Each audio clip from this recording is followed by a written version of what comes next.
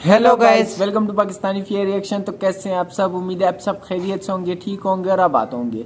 हमारी दुआ यही है आप खुश रहें, आबाद रहें। मेरा नाम है अफान। मेरा नाम है मंसूर सुगैस। लेकर आके एक और नई इंटरेस्टेड वीडियो। आज की हमारी वीडियो का टाइटल है यार, जहाँ पे बात आती है भारत को ऊपर लेकर जाने की, वहाँ टाटा ग्रुप सबसे आगे होता है यार। ये तो है। भारत का नाम सबसे ज्यादा ऊपर रोशन करने वाला ये टाटा ग्रुप है। और भाई इनकी कारें सबसे ज्यादा सेल हो रही हैं अवर कंट्रीज में भी और भारत में बिल्कुल। और भी बहुत कम कंपनीज हैं। हर बंदा कोशिश कर रहा है कि भारत का नाम जरा रोशन हो, लेकिन टाटा कंपनी ने अपना हक अदा हर बार करती है यार। तो आज हम इसी के बारे में जानेंगे। तो वीडियो को ओरिजिनल लिंक आप सब भाइयों को मिल जाएगा डिस्क्रिप्शन में। तो कांडन करते हैं 3, 2, 1 एंड स्टार्ट। टाटा मोटर्स का ऐलान, भारत बनेगा ऑटोमोबाइल महाशक्ति। हम जब कभी दुबई जाते हैं तो दुबई में देखते हैं वहाँ स्पोर्ट्स कारें, सुपर कार्स लगातार सड़कों पर दौड़ती रहती है। जब कभी कोई इंग्लैंड जाता है तो देखता है वहाँ जर्मनीज की कार दौड़ रही। हर देश में आपको विदेशी गाड़ियां ही दिखेंगी, वहाँ आपको इंडियन गाड़ी देखने को नहीं मिलेगी। लेकिन अब उस समय बदलने वाला है, क्योंकि टाटा मोटर्स ने कर दी है तैयारी शुरू। जी हाँ, टाटा मोटर्स के एमडी ने खुद ही एक ऐलान कर दिया है कि जल्द ही भारत इलेक्ट्रिक व्हीकल्स का सबसे बड़ा हब बन जाएगा, सप्लाई चेन का मेन सेंटर बन जाएगा। जी हाँ दोस्तों, भारत इस समय पहले से ही 2 व्हीलर्स और 3 व्हीलर्स का लार्जेस्ट मैन्युफैक्चरर है। दुनिया में सबसे ज्यादा 2 व्हीलर्स और 3 व्हीलर्स भारत में ही बनाए जाते हैं और यहीं से एक्सपोर्ट भी किए जाते हैं। और पैसेंजर व्हीकल्स का 4th लार्जेस्ट मैन्युफैक्चरर भारत अभी भी है। अभी भी भारत में 1930 के दशक तक तो भारत की ज्यादातर जनसंख्या ने कार देखी तक नहीं थी। उस समय केवल गिनी चुनी कार्स ही भारत में देखने को मिलती थी, वो भी दूसरे देशों से इंपोर्ट की जाती थी। 1940 के दशक तक भी भारत में अपनी कोई कार मैन्युफैक्चरिंग कंपनी नहीं थी। लेकिन जिस समय भारत आजाद हुआ उस समय भारत कार मैन्युफैक्चरिंग के लिए कुछ हद तक तैयार था। आज भारत जर्मनी को पीछे छोड़ते हुए पैसेंजर व्हीकल्स का 4था सबसे बड़ा मैन्युफैक्चरर बन गया। सबसे बड़ा भाई। Transport and highway minister Nitin Gadkari ने भी जी ऑटो अवार्ड्स के दौरान ये बताया था कि भारत की जीडीपी में ऑटोमोटिव इंडस्ट्री का सबसे बड़ा योगदान है और अगले 5 साल में भारत दुनिया का नंबर 1 मैन्युफैक्चरिंग हब बन जाएगा। नंबर 1। दोस्तों, ये दावा सही भी है। अगर आपको यकीन नहीं होता तो इस वीडियो को अंत तक जरूर देखिएगा, ताकि आपको पता चल सके कि क्यों इस तरीके के दावे किए जा रहे हैं, कितनी रफ्तार से भारत ने ऑटोमोबाइल इंडस्ट्री में ग्रोथ की है और सबसे जरूरी आखिर क्या तैयारी है टाटा मोटर्स की भारत को लार्जेस्ट ऑटोमोटिव मैन्युफैक्चरर बनाने की। दोस्तों, भारत को ओवरऑल मैन्युफैक्चरिंग हब बनाने की राह में सबसे आगे जो क्षेत्र दौड़ रहा है वो ऑटोमोटिव इंडस्ट्री ही है, क्योंकि कार लोगों की जिंदगी का एक अहम हिस्सा बन चुकी है। एक घर खरीदने के बाद एक इंसान का सबसे बड़ा सपना अपने खुद की कार खरीदना होता है। इसीलिए कार्स को मैन्युफैक्चर करना और उसकी डेवलपमेंट पर ज्यादा से ज्यादा फोकस करना बहुत फायदेमंद रहा है भारत के लिए। भारत सरकार ने भी इस क्षेत्र को बढ़ावा देने के लिए शुरू से ही बहुत सी लिबरलाइज्ड पॉलिसीज भी बनाई हैं ताकि कार मैन्युफैक्चरिंग सेक्टर को पुश किया जा सके। क्या बात आज भारत की जीडीपी में ऑटोमोटिव इंडस्ट्री का कंट्रीब्यूशन 7.1% है। सोचिए जरा, लेकिन 3 दशक पहले तक ये इंडस्ट्री अपना सिर्फ 2.7% योगदान जीडीपी को दे पाती थी। और केवल मैन्युफैक्चरिंग जीडीपी की बात करें तो उसमें आज ऑटोमोटिव इंडस्ट्री का 49% कंट्रीब्यूशन है। यानी आज से 3 दशक पहले तक भारत के बहुत ही कम लोग कार खरीदना पसंद करते थे, या ये कहना भी गलत नहीं होगा कि भारत की ज्यादातर पॉपुलेशन कार्स को अफोर्ड नहीं कर सकती। और भारत के अमीर लोग जो कार्स को अफोर्ड कर सकते थे वो मेड इन इंडिया कार्स की बजाय फॉरेन की कार्स खरीदना ज्यादा प्रेफर करते थे। इसीलिए भारत की ऑटोमोटिव इंडस्ट्री बहुत ही धीमी गति से आगे बढ़ रही थी।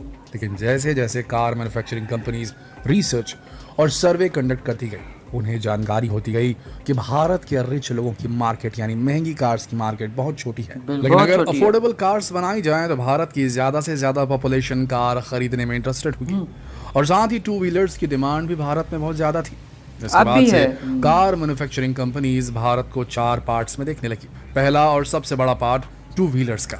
भारत के ऑटोमोटिव सेक्टर में 75% से भी ज्यादा योगदान 2 व्हीलर्स का ही रहा।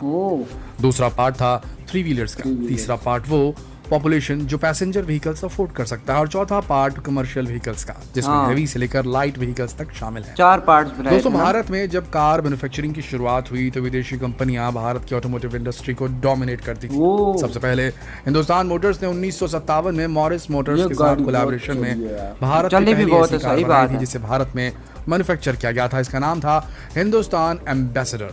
1970 के दशक तक भी भारत में बहुत ही कम लोग कार अफोर्ड कर पाते थे और पहली बार 1981 में मारुति उद्योग लिमिटेड ने मिडिल क्लास को टारगेट करते हुए कॉस्ट एफिशिएंट कार बनाने के लिए सुजुकी मोटर कंपनी के साथ सुजुकी हाँ बिल्कुल। मारुति 800 जो आज तक की भी मिडिल क्लास फैमिली की पसंद रही है, ये अफोर्डेबल है। ऐसे तो हमें इसके बाद ही भारत के कार मैन्युफैक्चरिंग सेक्टर को पुश मिला।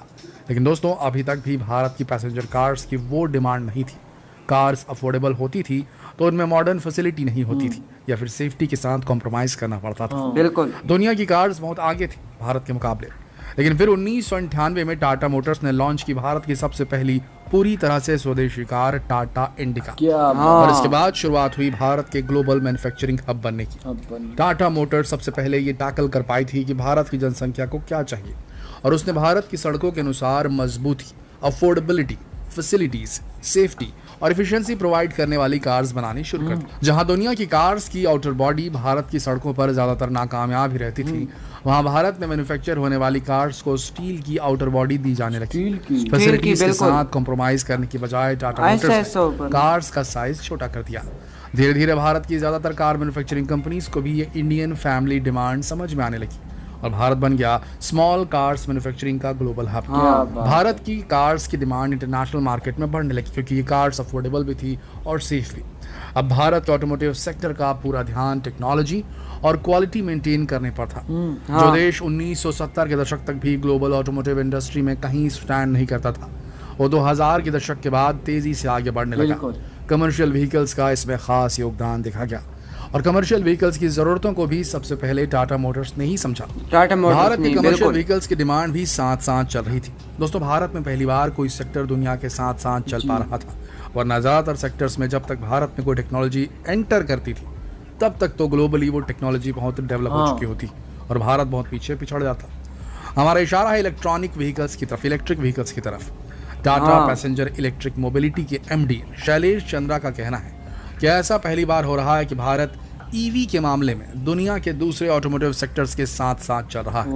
भारत में मैन्युफैक्चर होने वाले ईवीज की डिमांड ज्यादा बढ़ने के आसार नजर आ रहे हैं, जबकि पेट्रोल या डीजल से चलने वाले व्हीकल्स की डेवलप्ड टेक्निक्स भारत में तब पहुंची थी जब दुनिया बहुत आगे निकल चुकी थी। और ये बस भारत नहीं कह रहा दोस्तों, सुजुकी मोटर्स कॉर्पोरेशन के डायरेक्टर तोशीहिरो सुजुकी का कहना है कि जैसी वर्कफोर्स ईवी इंडस्ट्री को चाहिए वो भारत के पास मौजूद है और भारत जल्द ही दुनिया का लार्जेस्ट ऑटोमोटिव मैन्युफैक्चरर बन सकता है। जो भारत 1998 में जाकर सबसे पहली स्वदेशी कार बना पाया था, वो भारत आज 125 देशों में व्हीकल्स एक्सपोर्ट करता है। भारत की टू व्हीलर्स की डिमांड के बारे में तो हम आपको बता ही चुके हैं और ऐसा नहीं है कि भारत की केवल पैसेंजर व्हीकल्स की डिमांड ही दुनिया में बढ़ रही है, भारत की लग्जरी कार्स की डिमांड भी दुनिया भर में बढ़ रही है। टाटा मोटर्स ने सन 2008 में British brands Jaguar, land rover का एक्विजिशन किया और उन्हें मर्ज कर दिया था, जो भारत के लिए बहुत बड़ी उपलब्धि थी। 3 से 4 दशक पहले तक भारत कहीं भी नहीं था लग्जरी मार्केट में। टाटा मोटर्स का कहना है कि वो ईवी को सिर्फ पैसेंजर व्हीकल्स तक सीमित नहीं रखेंगे, वो इंडियन 2 व्हीलर्स, 3 व्हीलर्स और कमर्शियल व्हीकल्स को भी best electronic vehicle, best electric vehicle बनाने की तैयारी कर चुके हैं। कुछ ही सालों में भारत के पास दुनिया के सबसे विकसित इलेक्ट्रिक व्हीकल्स होंगे और भारत ईवी के एक्सपोर्ट में सबसे आगे होगा। आज के समय में एक्सपर्ट्स का यह अनुमान है भारत को ज्यादा समय नहीं लगेगा दुनिया का सबसे बड़ा मैन्युफैक्चरिंग हब बनने में।